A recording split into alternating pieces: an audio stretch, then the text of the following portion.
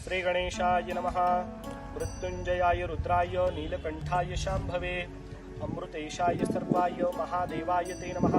नमस्कार, मैं पंडित पंकज गुरु त्र्यंबकेश्वर से आज आपको मैं एक विशेष जानकारी प्रदान करने जा रहा हूँ कि त्र्यंबकेश्वर क्षेत्र में ही कालसर्प और शांति पूजन का विशेष महत्व क्यों है। शास्त्र में वर्णन किया गया है कि कर्मानुगच्छति भवजीव लोकः, जब जीव 84 लक्ष योनियां पार करता है तब जाके मनुष्य देह प्राप्त करता है, और जब अनेक जन्मों के पुण्य एकत्रित होते हैं तब जाके त्र्यंबकेश्वर जैसे तीर्थस्थल पे, तपस्थली पे यहाँ पे पूजन पाठ यज्ञ अनुष्ठान करने का अवसर प्राप्त होता है।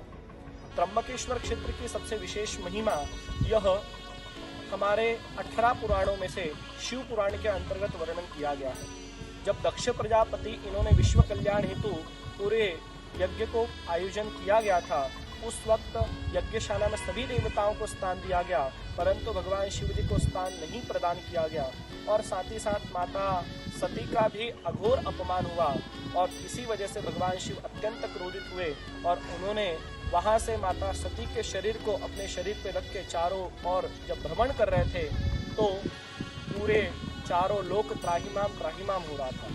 तभी सभी देवतागण अत्यंत चिंतित हो गए और सभी देवताओं ने जाके भगवान नारायण के पास प्रार्थना की, हे भगवान कुछ कृपा करिए। तो भगवान नारायण ने अपना सुदर्शन चक्र छोड़ा, उस चक्र के द्वारा माता सती का शरीर जहाँ जहाँ पे कट के गिरा वहाँ पे शक्तिपीठ तैयार हुए, और आखिरी में भगवान शिव जी ने ब्रह्मगिरी पर्वत के तट पे आके ध्यानस्थ हो गए। सुदर्शन चक्र भगवान शिव के पास होने की वजह से भगवान नारायण उस चक्र को ढूंढते हुए आके उन्होंने देखा कि वह चक्र भगवान शिव के पास था। भगवान शिव से उन्होंने प्रार्थना की, चलिए कैलाश पर्वत पे और वहां से कुछ भगवान दक्ष प्रजापति को वरदान प्रदान करिए और यज्ञ कार्य को परिपूर्ण करवाइए।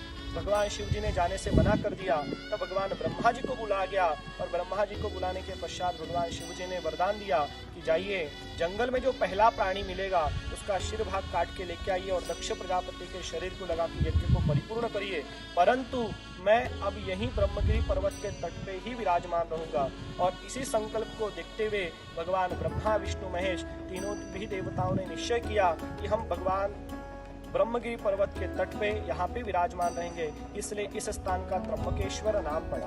त्र्यंबकेश्वर एक ऐसा स्थान है कि जहाँ पे कालसर्प ये जो दोष होता है ये अनेक जन्मों के पापों के द्वारा ग्रह रूपी हमारे जन्म कुंडली में आके स्थिर हो जाता है। और सबसे विशेष कि हमारे जन्म कुंडली के राहु और केतु ये दोनों भी ग्रह हमारे पूर्व जन्म के किए हुए कर्म को प्रदर्शित करते हैं, और उन्हीं ग्रहों के द्वारा जन्म पत्रिका में जब सारे ग्रह राहु और केतु के बंधन में हो जाते हैं तो कालसर्प दोष होता है। और उस कालसर्प दोष का निवारण हम पूर्ण रूप से विधि विधान पूर्वक त्र्यंबकेश्वर मंदिर के परिसर में करवाते हैं।